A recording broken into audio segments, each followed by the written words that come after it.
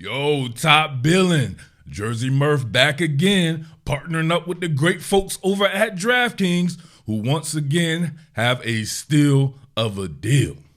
They told me to tell you once again, new customers signing up for that sportsbook, that DraftKings Sportsbook app, can get $200 in bonus bets with a $5 bet. A $5 bet can get you $200 in bonus bets instantly, and all you have to do is head on over and download that DraftKings Sportsbook app, enter the promo code TOPBILLIN, and get to playing. It's going to be super fun, and no matter what, they have you covered. If you don't have online wagering in your state, it does not matter. DraftKings Daily Fantasy is where it's at. That bad boy is fun. I try to dabble in that there. $5 will get you $200 for new customers using that promo code TOPBILLIN at the DraftKings Sportsbook app, and you haven't already done so?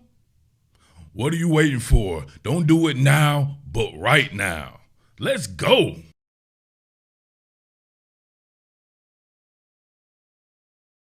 What more can I say? Top Billin.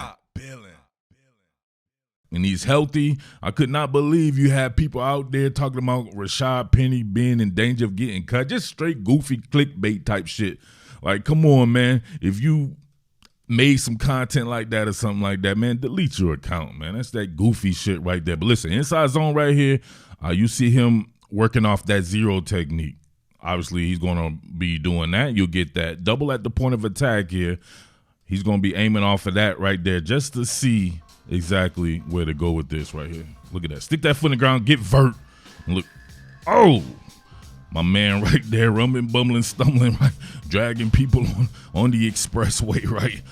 Dragging people on the expressway. Look at this out right here. Look, you got my man with that aiming point right there. You get that double at the point of attack. He has to slow play that, right? He's reading that. He wants to get vertical. If you see right here, really no pushing on this area block right here, so everybody's still there. You got to be able to find that organic cutback crease. Patience is probably going to be the deal, and then boom, shoot it vertical right there. You can see the organic cutback crease start to form right there, and it's all to the good right there. Break an arm tackle, break another arm tackle right there. First defender, right? First field defender, you got to make him miss as well or run him over, however, to break that tackle right there. And he actually does that right there. Rashad Penny in rare form there. Breaking that tackle, make that man splatter whack himself and then get kneed in the back of his dome, right, by his own player. And then my man right there is rumbling, bumbling, stumbling, having to get drugged for a little bit. Just carcass being drugged on. All right, working out of the zone. Get a quick zone, closing off the gate backside there. Nasty. I like this work right here. Remember, he was going the entire time that he played in the preseason with guys who won't be starting. Remember, quick zone, he's going to have that short aiming point there. He wants to be aiming off the outside hip of his right tackle. You're going to get, of course, that backside seal off, right? Closing off the gate backside. And you should be doing the damn thing. Remember, this is about an organic crease, an organic feel, being able to stick that foot in the ground. You can see right there, press it, right? He's pressing it to the left, pressing it front side there, sticks that foot in the ground to find that outside hip off of that quick zone right there. Finds that outside hip, gets that creasing right there, and then plays it as tight as possible to the hip just to get vertically and have the backside pursuit have to get him a little bit more. You can tell he understands these zone concepts. All I needed to see from him was, is he still explosive at this particular point in time? Is he injury free? You know what I mean? Stuff like that. Because Rashaad Penny, I'm telling you right now, all right, before we move on right here, I think I got to remind people, right? When the prospects of Jonathan Taylor popped up, you had a lot of people running around talking about, oh, you have to get Taylor and this and that, or Philly's offense going to be extra explosive with Taylor. Like I said before, I love Taylor. One of my favorite backs. You know I rep South Jersey hard as hell. He's South Jersey to the bone gristle. But Rashaad Penny is easily as talented as Jonathan Taylor, right? He was a first-round draft pick. Rashaad Penny is that dude. I don't know what the fuck to tell people, right? Now, injuries, yeah, you can't control that. As far as talent goes, look, he averages 5.7 yards per carry for his entire career. I think it's the highest average in the NFL's history, Right, over 337 attempts, he's averaging 5.7 yards per carry. The last 2 years, he averaged 6.3 yards per carry and 6.1. He was on his way to doing the damn thing last year, and guess what? In Philly, he'll be in a rotation. That's what he's used to. That's what he's meant for. To be able to keep a guy like that fresh, he can get the most out of 125 carries or something like that. Get you 6 yards per carry. 6 yards per carry. Now, if you want to say Jonathan Taylor is a better running back than Rashaad Penny, hey, by all means, Jonathan Taylor is that dude. There's no doubt about that. But to say something like it's not even close, which several people did, doesn't really make sense to me if you really are looking at it. Now, 337 attempts for Rashaad Penny in his 5 years. He's extremely fresh. Jonathan Taylor had 332 attempts in 2021 alone. He has 756 attempts already, and you can see last year he started to get injured after having that big 332 attempt season. So it's the point of diminishing returns eventually, but as you can see here, a 5.1 yard average for his career on the team that probably had a top 5 offensive line. There's no doubt about that. Rashaad Penny didn't really have that in Seattle, right? They have an offensive line that was a work in progress. Even last year, they had 2 rookies, and he's averaging 6 yards per carry in multiple seasons there, right? Over 5.7. So he has 3 seasons to where he had a higher average per carry than Jonathan Taylor's ever had. So talent is not an issue for Rashaad Penny. Obviously, staying healthy is. That's why you combine him with a DeAndre Swift and a Kenneth Gainwell, and even to a lesser degree, a Boston Scott. You run with that committee approach instead of sinking all your eggs into one basket with a guy in Jonathan Taylor who, if he gets injured and you don't have really too much behind him, you can see what it's like, even for like the Indianapolis Colts there. So the committee approach, especially when you have a quarterback who can get a large amount of totes as well, and Jalen Hurts, and then you're going to have one of the best passing games. Man, there's only so much football, right? There's only so many footballs to go around for a lot of these guys. Run that committee approach, and it should be all good. Definitely my favorite run of his in the preseason. You get that C lead out here. My man's going to do a very good job of just staying patient.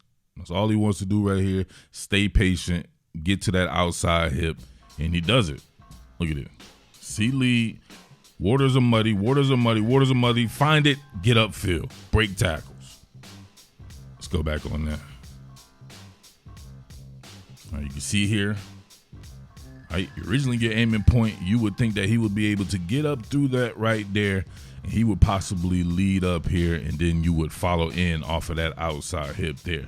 But he keeps roaming, searching. He's searching for something in the opposite color jersey to get on. Pause.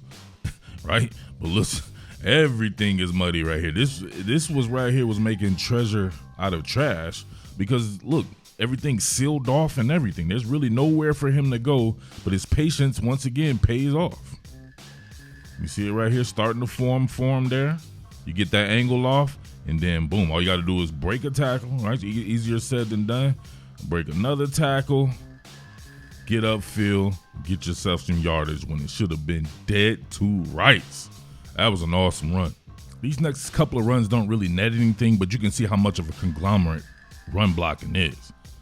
This is probably the reason why these two guys aren't on the team right now, right? You got Jackson here climbing up to the weak side linebacker here, right? He needs to wall him off. You get this split zone action, so a cross formation block here by Dan Arnold. He also needs to be able to wall off. You can see where that would go right there. If that's blocked to perfection, a guy like Rashad Penny is going to be off to the races. But you can see right here on the bend and the cutback, look who gets them. Both of those guys, men. See that? Cross formation block. Poor block right here, right? My man right there, he just launched himself and fertilized himself. He splatter whacked himself. His man is still on his feet. You can see Jackson here. I'm not sure what he's doing right there. He's pushing. He's like, hey, man, stop it. He's pushing. This guy gets right by him like he wasn't even there. And then, bang. Come on, man. Definitely need better blocking than that, and you will get that with the first-team personnel. Same kind of deal right here. You can see how this takes shapes.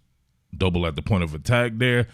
Looks like a poor job here by my man Steen, right? His block wasn't bad, right? combo up at the point of attack. You get that double here, so you can see that. But you also have to pull off of that and make sure you wall off backside. So he would have needed to probably climb up right here, get this guy. Instead, he pursues it front side right here and works with that guy.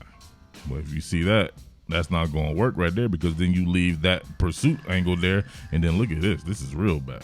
Super breach right here, because he didn't combo and then wall off. He goes to the next guy. Those waters are muddy. And he's still trying to get vert, and everybody's there because they never climbed to the second level as well.